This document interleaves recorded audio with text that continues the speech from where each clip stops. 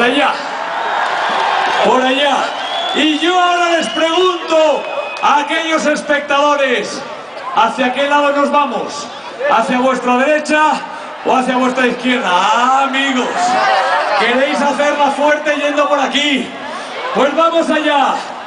¿Cuántas vueltas, José? ¿Tres? ¿Tres? Venga, 3 vueltas. Pero en esta hora se levanta hasta el abuelo. ¿Dónde está el abuelo?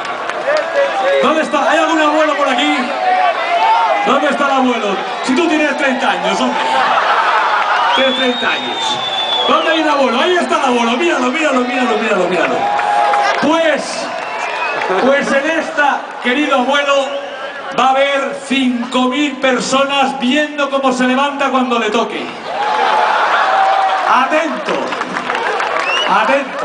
Bueno, a la de 3 arrancamos por allí, madre mía. Si gritan como gritan, la ola puede ser increíble. ¡Ay, por cierto! Las olas mudas, sin ruido, no me gustan nada. Nada.